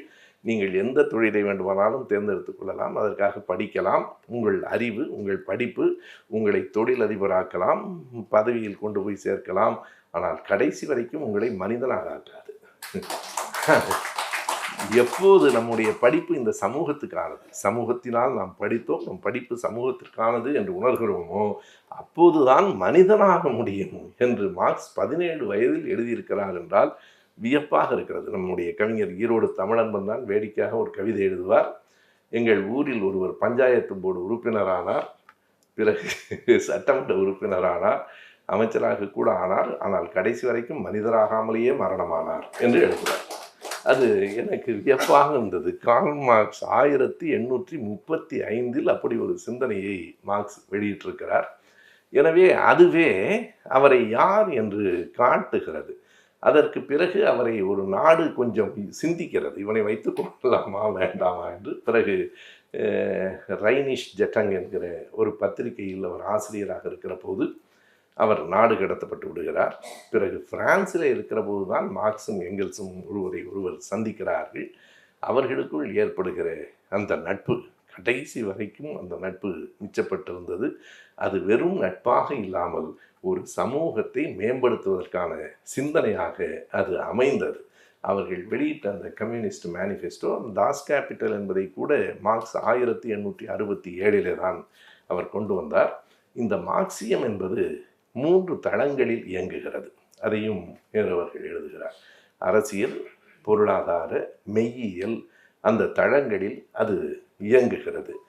மெய்யியல் தத்துவம் எங்கே இருந்து வருகிறது என்றால் 18ஆம் நூற்றாண்டில் ஐரோப்பாவில் வாழ்ந்த இரு பெரும் தத்துவ ஆசிரியர்கள், ஒருவர் இமானுவேல் காண்ட், இன்னொருவர் ஹெகல். இந்த இரண்டு பேரினுடைய தத்துவங்கள் தான் அடுத்த நூற்றாண்டு வரையில் பரவி கிடந்தன. ஹெகலை தான் மார்க்ஸ் முன்மாதிரியாக கொண்டார். ஹெகல் ஒரு பொது உடைமை சிந்தனை உடையவர், பொருளாதார சிந்தனை உடையவர். ஆனால் எல்லாம் இருந்தாலும் அவருக்கு ஒரு இறையியல் நம்பிக்கை இருந்தது. அவரை ஒரு கருத்து முதல்வாதி என்று தான் சொல்லுவார்கள். ஐடியலிசம், மெட்டீரியலிசம் என்று நாம் சொல்லுகிறோம். அதை பற்றி நேரு எழுதியிருக்கிறார், நான் மேலோட்டமாக குறிப்பிட்டு சொல்லுகிறேன். எனவே ஒரு கருத்து முதல்வாதியாக ஹெகல் இருந்தார். ஹெகலிடமிருந்து எல்லாவற்றையும் நான் பெற்றுக்கொண்டேன் என்கிறார். இளமையில் நான் ஒரு ஹெகலியனாகத்தான் இருந்தேன். மார்க்ஸ் சொல்கிறார், ஒரு இளம் ஹெகலியனாகத்தான் நான் இருந்தேன். ஆனால் அதற்கு பிறகு மதம், கடவுள், நம்பிக்கைகள் பற்றிய அந்த சிந்தனைகளில் எனக்கு மாறுபாடு வந்தது. அதற்கு யார் காரணமாக இருந்தார்கள் என்றால், எல்லாவற்றுக்கும் முன்னோடிகள் உண்டு. யார் ஒருவரின் எழுத்தும் இன்னொருவரை பாதிக்கும். ஹெகலினுடைய தத்துவம் எனக்கு ஒரு உத்வேகத்தை தந்தது என்றாலும், அதில் இந்த கருத்து முதல்வாதத்துக்கு மாற்றாக ஒரு சிந்தனையை எனக்குள் விதைத்தவர் ஃபாயர்பாக். ஃபாயர்பாக்கினுடைய சிந்தனை தான் ஒரு மெட்டீரியலிசம் என்று நாம் சொல்லுகிற பொருள் முதல்வாதத்திற்கான அடிப்படை விதையாக இருந்தது. அதை உள்வாங்கி கொண்டு ஹெகலின் கட்டுரைக்கு கார்ல் மார்க்ஸ் எழுதுகிற போது எழுதிய அந்த விடைதான் இப்போதும் அதில் ஒரே ஒரு வரி மட்டும் தொடர்ந்து அரங்குகளில், புத்தகங்களில் மேற்கோளாக காட்டப்படுகிறது. ஆனால் அந்த ஒரு 5-6 வரிகளையும் சேர்த்து பார்க்கிற போது தான் அது மிக ஆழமானது என்று தெரியும். எல்லோருக்கும் தெரிந்த வரி, மதம் ஒரு அபின் என்று மார்க்ஸ் சொன்னார். அதிலே தான் சொன்னார் ஹெகலுக்கான கட்டுரை பற்றிய விமர்சனத்தில், ஆனால் மதம் என்பது வெறும் அபின் என்று மட்டும் சொல்லி மார்க்ஸ் நிறுத்தவில்லை. அவர் சொன்னார், மதம் இந்த மக்களுக்கு ஒரு விதத்தில் தேவைப்படுகிறது என்பதை நான் ஏற்கிறேன். எப்படி என்றால், இந்த மதம் இதயமற்ற இந்த உலகத்தின் இதயமாக இருக்கிறது. உழைக்கிற மக்களினுடைய ஏக்க பெருமூச்சாக இருக்கிறது. எங்கே போய் இதையெல்லாம் நாம் சொல்வோம், எப்போது நமக்கு ஒரு விடிவு வரும் என்று கருதுகிறவனுக்கு அது ஒரு ஏக்க பெருமூச்சாக இருக்கிறது. அது ஒரு இதயமற்ற உலகத்தின் இதயமாக இருக்கிறது. எனவே தான் மதத்தை மக்கள் பிடித்து கொண்டிருக்கிறார்கள். அதிலே ஒரு தீர்வு கிடைக்கிறது. தங்களுக்கான பிரச்சனைகளை கடவுளிடம் விட்டுவிட்டால் நாம் அமைதியாக இருக்கலாம் என்று தோன்றுகிறது. ஆனால் அது கற்பனை உலகம். அங்கிருந்து மனிதர்களை உண்மையான உலகத்துக்கு அழைத்து வர வேண்டும் என்று மிக அறிவுபூர்வமான ஒரு சிந்தனை. நான் வேடிக்கையாக கூட்டங்களில் சொல்வதுண்டு, அவற்றையும் மேலே இருக்கிறவன் பார்த்துக்குவான்னா பிரச்சனை இல்லை, ஒரு திரைப்படத்தில் இருக்கிற மாதிரி கீழே இருக்கிறவனுக்கும் கொஞ்சம் கொடுக்கப்பாங்க மாதிரி. எனவே மேலே இருக்கிறவர்கள் பார்த்து கொள்வார்கள், எனக்கு கடவுள்கிட்ட விட்டுட்டோம், பகவான் பார்த்துக்குவார் என்று நினைப்பது ஒரு தற்காலிகமான, போலியான, பொய்யான ஆறுதல். அதை விட்டுவிட்டு உண்மையான தீர்வை நோக்கி மக்களை அழைத்து வாருங்கள். இதுதான் மார்க்ஸ். இது ஒரு கற்பனை உலகத்தின் ஆறுதல். கடவுள் பார்த்துக்குவார். அப்போ வெள்ளம் வந்தால் கடவுள் பார்த்துக்குவார். வெள்ளத்தை யார் கொண்டு வந்தது? எனவே இந்த கேள்விகளெல்லாம் இருக்கின்றன. நீங்கள் தான் தீர்வுகளுக்கான வழியை பார்த்து கொள்ள வேண்டும் என்று சொல்லுகிற அந்த மெய்யியல் பார்வைக்கு ஃபாயர்பாக்கிடமிருந்து பெற்றுக்கொண்டு மார்க்ஸ் அந்த இடத்துக்கு வந்து சேருகிறார். நான் முதலில் சொன்னது போல அரசியல், பொருளாதாரம், தத்துவம் என்கிற 3 தடங்களில் இந்த மார்க்சியம் இயங்குகிறது. எனக்கு முதலாக மார்க்சியத்தை தெரிந்து கொள்ள வேண்டும் என்கிற ஆர்வம் இருந்தது. படித்து பார்த்தால் புரியவில்லை. அதிலும் நம்முடைய மொழிபெயர்ப்புகள் புரிகிறவனுக்கும் புரியாமல் ஆக்கிவிடும். பல நேரங்களில் நான் குறிப்பாக சொல்லுவது உண்டு, இந்த கிறிஸ்தவ இலக்கியங்களும் மார்க்சிய இலக்கியங்களும் ஏன் இப்படி மொழிபெயர்க்கப்படுகின்றன என்று தெரியவில்லை என்று சொல்லுவேன். அதில் எனக்கு ஒரு கருத்து உண்டு. ஆனால் பீட்டர் கோவித்து கொள்ள மாட்டார். கிறிஸ்தவ இலக்கியம் புரியாத வரைக்கும் நல்லது, ஆனால் மார்க்சிய இலக்கியம் புரிய வேண்டும் இல்லையா என்று நான் குறிப்பிடுவேன். அந்த மொழி நடை ஒரு சாதாரண செய்தியை கூட புரியாமல் ஆக்கிவிடும். அதற்கு நான் ஒரு தமிழாசிரியன் என்கிற முறையில் ஒரு முறை அதற்கான விளக்கத்தையும் சொன்னேன். ஆங்கிலத்துக்கும் தமிழுக்குமான மொழி நடை மரபில் நமக்கு ஆக்டிவ் வாய்ஸ் என்கிற பழக்கம்தான் தமிழில் அதிகம், அவர்களுக்கு பாசிவ் வாய்ஸ் தான் அதிகம். நீங்கள் எல்லோரும் கூட்டத்துக்கு வருக என்பது தான் நமக்கு அனைவரும் வருக, அவ்வளவுதான். All are requested to attend the meeting without fail என்பது அவர்கள் மரபு. இதை மொழிபெயர்த்து அப்படியே போட்டால் நீங்கள் அனைவரும் தவறாமல் கூட்டத்திற்கு வரும்படி கேட்டுக்கொள்ள கூப்பிடுறானா இல்லையானே தெரியாது. நம்மளை வர சொல்றானா வேண்டாம். நீங்கள் அனைவரும் கூட்டத்திற்கு தவறாமல் வருகை தரும் அப்படி மொழிபெயர்க்க வேண்டாம். ஆனால் requested to attend the meeting without fail என்றாலும் தவறாது அனைவரும் வருகை. அவ்வளவுதான் தமிழில். இந்த மொழிபெயர்ப்பு அந்த பேசிவில் இருக்கிறதுனால பலருக்கும் அது புரியாத செய்தி. இதனை இந்த மார்க்சினுடைய நேருவினுடைய மொழிபெயர்ப்பை ஓவி அழகேசன் அவர்கள் மிக அருமையாக செய்திருக்கிறார்கள். அடுத்த ஒரு மொழிபெயர்ப்பு வந்திருக்கிறது. இன்றைக்கு கூட்டத்துக்கு வருகிற போது அந்த புத்தகத்தை உங்களுக்கு தருகிறேன் என்று கோபண்ணா அவர்கள் சொல்லியிருந்தார். இந்த புத்தகம் மிக சின்ன சின்ன எழுத்துகளில் 1500 பக்கம் என்றால் நீங்கள் பெரிய எழுத்துகளில் பதிப்பித்தால் 3000 பக்கம் வரும். அது 1500 அல்ல. அனைத்தையும் அதிலே அவர் சொல்லியிருக்கிறார். எனவே இந்த தத்துவம் என்பது அவர் ஹெகலிடமிருந்து பெற்று ஃபயர்பாக் மூலம் அதை செம்மையாக்கி கொண்டார் என்பதை சொல்லுகிறார். அந்த தத்துவத்தினுடைய அடிப்படை என்ன என்றால் பொருள் முதல் வாதம். அது யாரோ ஒருவரால் உருவாக்கப்பட்டது என்கிற படைப்பு கொள்கை அல்ல. இது இயங்குகிறது இந்த உலகம் என்று ஏறத்தாழ டார்வினுக்கு நெருக்கமாகத்தான் அதுவும் வரும். அதனை பொருள் முதல் வாதம் என்று சொல்லுகிறோம். அதையும் வெறுமனே பொருள் முதல் வாதம் என்று சொல்லாமல் மார்க்சும் எங்கெல்ஸும் அதனை வரலாற்று பொருள் முதல் வாதம், இயங்கியல் பொருள் முதல் வாதம், historical materialism and dialectical materialism என்று பிரித்தார்கள். இந்த டயலக்டிக்கல் மெட்டீரியலிசம் என்பதுதான் அடிப்படையான பகுத்தறிவு வாதம். நாம் பல நேரங்களில் சொல்கிறோம், இந்த உலகத்தில் எந்த ஒன்றும் உறைந்து போகாது, எல்லாம் இயங்கிக் கொண்டே இருக்கும், எல்லாம் ஓடிக்கொண்டே இருக்கும். நீங்கள் சாதாரணமாக இயற்பியல் படிக்கிறவர்களுக்கு தெரியும், இங்கே இருக்கிற ஒரு பொருள் அதற்குள்ளேயும் இயக்கம் இருக்கிறது. அது வெறுமனே அந்த இடத்தில் இருப்பது போல இருக்கிறது என்றாலும் அதற்குள் ஒரு இயக்கம். அதுதான் நாம் படிக்கிறோம், புரோட்டான், எலக்ட்ரான், நியூட்ரான் என்றெல்லாம் எல்லாம் சுற்றி கொண்டே தான் இருக்கின்றன. இயங்காமல் உலகத்தில் எதுவும் இல்லை. இயங்கியல் பொருள் முதல்வாதம். எல்லாவற்றுக்கும் தொடக்கம் உண்டென்றால் எல்லாவற்றுக்கும் அழிவு உண்டு. அழிவற்றது என்று எதுவும் உலகத்தில் இல்லை. இது அழிவற்றது என்று சொன்னால் அது பொய் என்பது சனாதனத்துக்கும் பொருந்தும். அவர்கள் திரும்ப திரும்ப என்ன சொல்றாங்கன்னா, சனாதனம் என்றால் என்ன பொருள், இது அழிவற்றது என்று பொருள். அப்படியானால் அது பொய் என்று பொருள். இதை புத்தன் தான் மற்றவர்கள் எல்லோரும் ஆன்மா அழியாதது என்றுதான் பகவத்கீதையெல்லாம் திரும்ப திரும்ப சொல்லும். ஆனால் அனான்மவாதம், அனித்தியவாதம், அனான்மவாதம் என்கிற இரண்டையும் புத்தன் தான் சொன்னான். எதுவும் அதற்கு ஒரு மிக அருமையான எடுத்துக்காட்டையும் சொன்னான். நீங்கள் ஒரு ஆற்றில் குளித்து எழும்போது இந்த நொடியில் குளித்த அதே துளியில் மறுபடியும் குளிக்க முடியாது, அது எங்கோ போயிருக்கும், எதுவும் நிலையாக நிற்பதில்லை என்று சொன்னான்.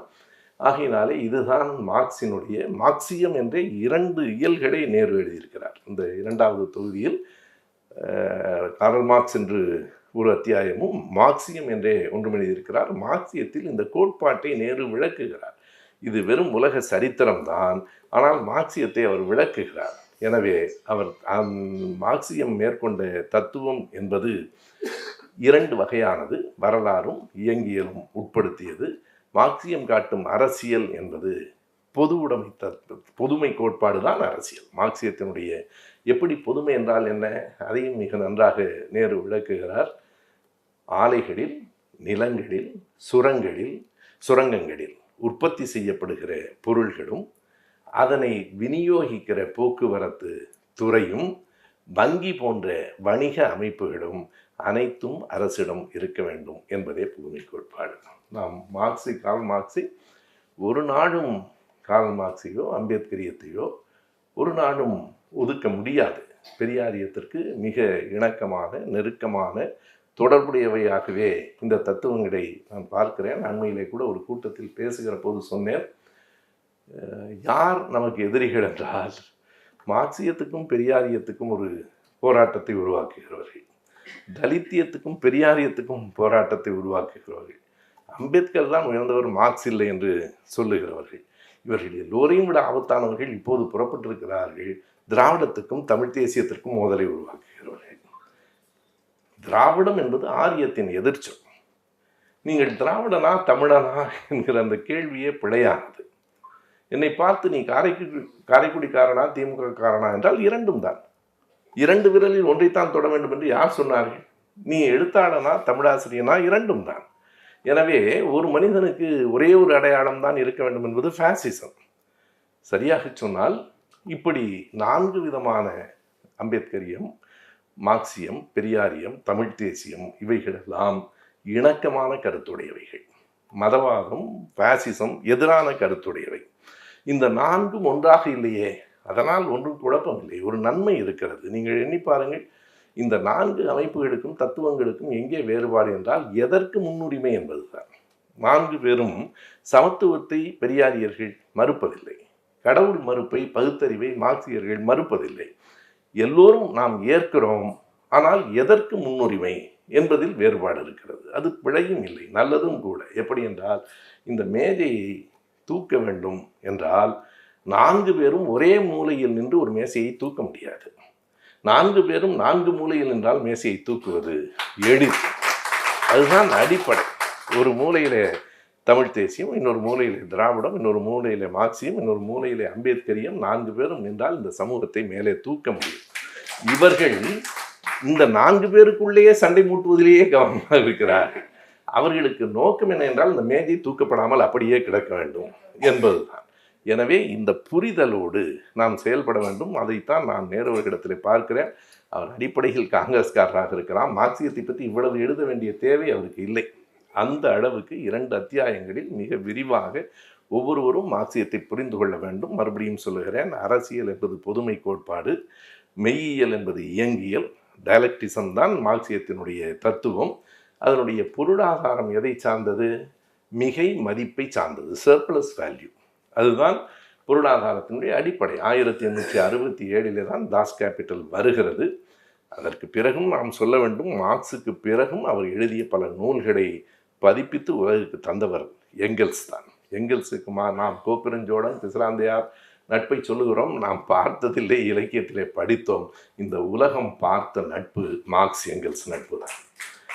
காரணம், அந்த நட்பு இந்த சமூகத்தை, இந்த உலகத்தை உயர்த்தி பிடித்தது என்பதால் அது மிக உயர்ந்த நட்பு. எனவே தான் 83 மார்க்ஸ் இறந்து போன போது எங்கெல்ஸ் சொன்னார், மார்க்ஸ் இறந்து விட்டார் என்று சொல்லவில்லை, மார்க்ஸ் சிந்திப்பதை நிறுத்தி கொண்டார் என்றார். அந்த கடைசி நிமிடம் வரையில் சிந்தித்தவன். அதே போலத்தான் ஐயா பெரியார் இறந்தபோது கலைஞர் சொன்னார், பெரியார் தன் சுற்றுப்பயணத்தை நிறுத்தி கொண்டு விட்டார் என்று சொன்னார். கடைசி நாள் வரை சுற்றுப்பயணத்திலேயே இருக்கிறார். எனவே அப்படி கார்ல் மார்க்ஸ் எங்கெல்ஸ் என்பது ஒரு சகாப்தம். இதில் நேருவர்கள் எதையெல்லாம் குறித்து கொண்டே போகிறார் என்றால், ஒரு பக்கத்திலே தத்துவவாசிரியர்கள் இமானுவேல் காண்ட், ஹெகல், ஃபயர்பாக் பற்றி சொல்லுகிறார் என்றால், இலக்கியவாணர்களை பற்றி, எழுத்தாளர்களை பற்றி, கவிஞர்களை பற்றி எல்லாம் குறிப்பிடுகிறார். நமக்கு அத்தனையும் சொல்ல நேரமில்லை. கதேயிலிருந்து ஆரம்பிக்கிறார். கதேயிலிருந்து வேர்ட்ஸ்வர்த், பைரன், ஷெல்லி, கீட்ஸ் என்கிற அந்த 4 பேரையும் குறித்து சொல்லுகிறார். இப்படி ஐரோப்பா நாடுகளிலே இருந்த பெரும் கவிஞர்கள், விக்டர் ஹியூகோ, டிக்கன்ஸ் என்கிற நாவலாசிரியன், எதற்காக இவற்றையெல்லாம் சொல்லுகிறார் என்றால், இவற்றையெல்லாம் நீ படிக்க வேண்டும் என்று மகளுக்கு சொல்லுகிறார். ஒரு மகளுக்கு அறிவூட்டும் தந்தை சமூகத்துக்கும் அறிவூட்டினார். அது மகளுக்குத்தான் சொல்லப்பட்டது.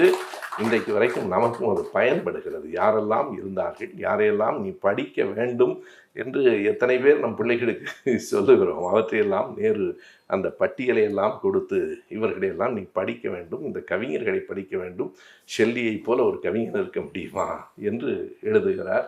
எனவே நமக்கும் தெரியும் ஷெல்லியின் தாக்கம்.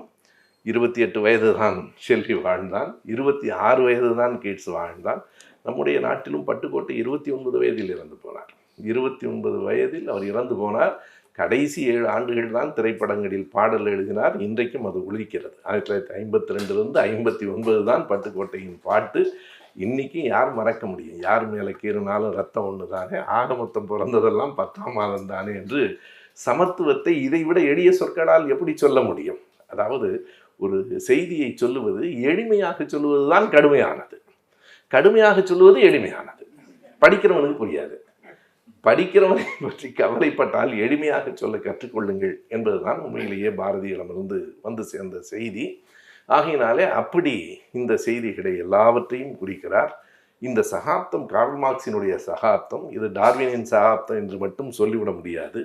19ஆம் நூற்றாண்டு விக்டோரியா மகாராணியின் சகாப்தமும் கூட என்று எழுதுகிறார். விக்டோரியா மகாராணி பொறுப்புக்கு வருகிற போது அவருக்கு வயது வெறும் 18. பல செய்திகள் நான் கேள்விப்படாத பெயர்கள் எல்லாம் பிலிப்பைன்ஸில் அந்த எழுச்சி வருகிறது. பிலிப்பைன்ஸ் மக்கள் என்ன பெரிய வேடிக்கை என்றால், அங்கே இருக்கிற ஸ்பெயின் ஆதிக்கவாதிகளை விரட்டிவிட்டு அமெரிக்கா வருகிறார். நமக்கு துணையாகத்தான் வந்திருக்கிறான் என்று பார்த்தால் அவர்களை விரட்டிவிட்டு 1898 அமெரிக்கா பிலிப்பைன்ஸில் கால் ஊன்றிக் கொள்ளுகிறது.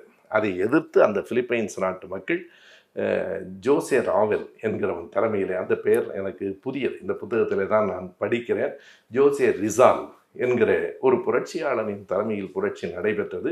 பிறகு ஜோசே ரிசால் தூக்கிலிடப்பட்டான். அதற்கு பின்னால் 1946 வரைக்கும் பிலிப்பைன்ஸ் பெரிய சுதந்திரத்தை பெறவில்லை என்கிற அந்த வரலாறு எல்லாவற்றையும் சொல்லுவது போல பல்வேறுபட்ட செய்திகளை இந்த வரலாற்றுக்குள் அவர் கொண்டு வருகிறார். அப்படி யாரெல்லாம் இலக்கியவாணர்கள் இருந்தார்கள் எல்லாவற்றையும் படி என்று சொல்லிவிட்டு இறுதி பகுதியாக நாம் பார்க்க போவது, அவர் போராளிகளை சொன்னார், தத்துவவாதிகளை சொன்னார், அறிஞர்களை சொன்னார், எல்லோருக்கும் இணையாக இன்னொருவரை பற்றி சொல்லியிருக்கிறார். அதுதான் உள் மனத்தில் இருக்கிற ஒரு பெரிய ஆழ்மை என்று நான் கருதுகிறேன். இந்த கிரீமியன் யுத்தம் பற்றி சொல்லுகிறார். 1854 56 வரைக்கும் 2 ஆண்டுகள் நடந்த கடுமையான யுத்தம். இந்த நேருவே எழுதுகிறார், யுத்தங்களுக்கான காரணங்கள் மாறுகின்றனவே தவிர யுத்தங்கள் மாறவே இல்லை. தொடர்ந்து மக்கள் அணிந்து கொண்டே இருக்கிறார்கள். பிலிப்பைன்ஸில் அமெரிக்காவுக்கு எதிராக நடந்த அந்த போராட்டத்தில் 25 லட்சத்திலிருந்து 1 கோடி மக்கள் கொல்லப்பட்டிருக்கிறார்கள். இதுதான் உலகத்தின் மிகப்பெரிய கொடூரம். எந்த இயற்கை பேரிடரையும் விட இந்த மனிதர்கள் தொடுத்த யுத்தங்களால் அழிந்த மக்கள் தான் அதிகம். அதுபோல எல்லோரை பற்றியும் சொன்ன நேரு அவர்கள், நாம் யுத்தங்களை பற்றியே பேசிக் கொண்டிருக்கிறோம். போராளிகளை, படை வீரர்களை, அறிஞர்களை, மன்னர்களை பேசுகிறோம். இவர்கள் எல்லோரையும் விட பெரியவராக எனக்கு ஒருவர் படுகிறார் என்று சொல்லுகிறார். 1854 56 2 ஆண்டுகள் நடைபெற்ற அந்த கிரீமியன் வார் என்று போட்டால், இன்றைக்கு எனக்கு நம்முடைய கைபேசியிலே எல்லாம் இருக்கிறது. ஆனால் சிறைச்சாலையில் எப்படி இவ்வளவு புத்தகங்கள் இருந்தன, எத்தனை செய்திகள் கிடைத்தன. அப்போதெல்லாம் இப்போது இருக்கிற சிறைச்சாலையும் அல்ல. இப்போது இருக்கிற சிறைச்சாலை கொஞ்ச நாள் இருந்து விட்டு வரலாம், ஒன்றும் பெரிய சிக்கல் இல்லை. அப்போது இருந்த சிறைச்சாலை மிக கடுமையானது. அங்கே இருந்து எழுதுகிறார், அந்த கிரீமியன் வார் பற்றி எழுதுகிறார். அதிலே யாரை புகழ்ந்து எழுதுகிறார் என்றால், அது ரஷ்யாவுக்கும் ஓட்டமான் பேரரசுக்கும் நடைபெற்ற யுத்தம். 2 ஆண்டுகள், எல்லாம் சாம்ராஜ்யத்தை கைப்பற்றுவதற்காக. யார் பெரிய வீரன், யார் கூடுதல் பகுதியை, எல்லைகளை, நிலத்தை கைப்பற்றினான் என்பதுதான் சேர சோழ பாண்டியன் காலத்தில் இருந்து பெரிய லட்சியம் என்ன இருந்தது. சேரன் மகளை சோழன் மணந்தான், அதனால் சோழனை எதிர்த்து பாண்டியன் வந்தான், எல்லாரும் சண்டை போட்டு சேர்த்து போயிட்டான். இதுதான அடிப்படையாக இந்த நாம் மூவேந்தரனுடைய போர் என்பதை கூட அந்த வீரத்தை எல்லாம் தாண்டி போர்கள் நடக்காமல் இருந்திருக்கக்கூடாதா என்றுதான் நான் இப்போதும் நினைக்கிறேன். அதுபோல இவர் என்ன எழுதுகிறார் என்றால், அப்படி தொடர்பே இல்லாமல் ரஷ்யாவுக்கும் ஓட்டமான் எம்பையருக்கும் நடுவில் நடைபெற்ற அந்த யுத்தத்தில் 2 ஆண்டு காலம் எங்கு பார்த்தாலும் சடலங்கள். அப்போது ஒரு பெண் கையில் விளக்கேந்தி வந்தாள், இரவிலும் வந்தாள், 38 தாதியர்களோடு வந்தாள். அந்த பெண், இவன் ரஷ்ய நாட்டுக்காரனா துருக்கி நாட்டுக்காரனா என்று பார்க்கவில்லை, மனிதன் என்று பார்த்தாள். ஃப்ளாரன்ஸ் என்கிற ஊரிலே பிறந்த ஃப்ளாரன்ஸ் நைட்டிங்கேல் என்கிற இந்த பெண்ணை பற்றி இந்த புத்தகத்தை படித்து கொண்டு வருகிற போது நெப்போலியனை விட, அலெக்சாண்டரை விட, மிகப்பெரிய அந்த பிஸ்மார்க்கை விட, இவர்கள் எல்லாம் விட என் நெஞ்சில் ஃப்ளாரன்ஸ் நைட்டிங்கேல் நான் அழுத்தமாக பதிந்தார். நான் ஒரு முறை வைய தலைமைகள் என்று ஒரு தலைப்பில் ஈரோட்டில் பேசினேன். அந்த உரை இப்போதும் கூட இருக்கிறதா என்று தெரியவில்லை. 20 ஆண்டுகளுக்கு முன்னால் அந்த வைய தலைமைகள் என்பதில் அலெக்சாண்டர், நெப்போலியன் எல்லோரையும் சொன்னேன். உலகத்தையே தன் கீழ் கட்டி ஆள வேண்டும் என்று கருதிய யாரும் அப்படி கட்டி ஆளவில்லை. எந்த முயற்சியும் இல்லாமல் தொண்டு செய்த அன்னை தெரசா தான் உலகத்தை கட்டி ஆண்டார். நீங்கள் இன்றைக்கும் நாம் மிகப்பெரிய அளவில் சொல்ல வேண்டுமானால் திருவள்ளுவரையும் அன்னை தெரசாவையும் சொல்ல வேண்டும். அறிவும் தொண்டும் தான் உலகை வெல்லும். வேறு ஆயுதங்களும் போர்ப்படைகளும் பொறாமைகளும் கோபங்களும் அல்ல, அறிவும் தொண்டும் தான் வெல்லும். அந்த ஃப்ளாரன்ஸ் நைட்டிங்கேல் தான் இந்த செவிலியர்களுக்கான தாதியர்கள் என்கிற ஒரு நிறுவனமே பிறகுதான் வருகிறது. அந்த ஃப்ளாரன்ஸ் நைட்டிங்கேல் தான் போர்க்களத்திலே போய் நின்று, அதுவும் பகல் முழுவதும் யுத்தம் நடக்கிறது. ஏன் அவளுக்கு அப்படி ஒரு விளக்கேந்திய மங்கை என்று பெயர் என்றால், பகல் முழுவதும் போர் நடக்கிறது. பிணங்கள் சாய்ந்து கிடக்கின்றன, குருதி கொட்டுகிறது, காயத்தோடு கிடக்கிறார்கள். நாம் எங்கே வேடிக்கையாக மறுபடியும் ஒப்பிட்டு பார்க்க வேண்டுமென்றால், தன் மகன் மார்பிலே வேல்பட்டு இறந்து போனான் என்று மகிழ்ந்த அந்த தாய், அது வீரத்தின் வெளிப்பாடு. ஆனால் இல்லை, வீழ்ந்து போனவன் யாராக இருந்தாலும் மனிதன் என்று பார்த்து அவனுக்கு மருத்துவம் செய்த ஃப்ளோரன்ஸ் நைட்டிங்கேல் தான் உலகத்தில் நாம் நினைவில் வைத்துக் கொள்ள வேண்டிய ஒரு பெயர். இன்றைக்கும் நான் உண்மையாக சொல்லுகிறேன், நெப்போலியனை எல்லோருக்கும் தெரியும், அலெக்சாண்டரை தெரியும், அதாவது அவருடைய வரலாறு தெரியுமோ இல்லையோ, இந்த பெயர்கள் தெரியும். ஆனால் ஃப்ளோரன்ஸ் நைட்டிங்கேலை பிள்ளைகளுக்கு சொல்லுங்கள். ஃப்ளோரன்ஸ் நைட்டிங்கேல் தான் இந்த உலகத்துக்கு தேவையான அப்படிப்பட்ட 38 தாதியர்களையும் தன்னுடைய சிற்றன்னையையும் அழைத்து கொண்டு போய் முழுக்க முழுக்க போர்க்களத்தில் இரவு நேரத்தில் தொண்டாற்றிய ஃப்ளோரன்ஸ் நைட்டிங்கேல் வரைக்கும் நேரு அவர்கள் எழுதியிருக்கிற உரையினுடைய சுருக்கத்தை இன்றைக்கு நாம் பார்த்திருக்கிறோம். அடுத்த அமர்வில் அமெரிக்காவின் உள்நாட்டு போர் தொடங்குகிறது. அமெரிக்காவின் உள்நாட்டு போரும் அயர்லாந்தினுடைய விடுதலை போராட்டமும் மிக விரிவாக அடுத்து வரும் பகுதிகளில் சொல்லப்பட்டிருக்கின்றன. அதை வருகிற செப்டம்பர் 12ஆம் நாள் மறுபடியும் சந்திப்போம், பேசுவோம். நன்றி. திருக்குறளின் கருத்துச் செறிவையும் பகவத்கீதையின் அநீதி கோட்பாடுகளையும் ஒப்பிட்டு விளக்கும் உயரிய நூல். வழக்கறிஞர் அருள்மொழி, பேராசிரியர் சுப வீரபாண்டியன் ஆகியோரின் குறளும் கீதையும். விலை ரூபாய் 70 மட்டும். புத்தகம் வாங்க திரையில் தெரியும் தொலைபேசி எண்களுக்கு தொடர்பு கொள்ளுங்கள். மேலும் கருஞ்சட்டை பதிப்பகத்தின் இணையதளத்துக்கு வாருங்கள்.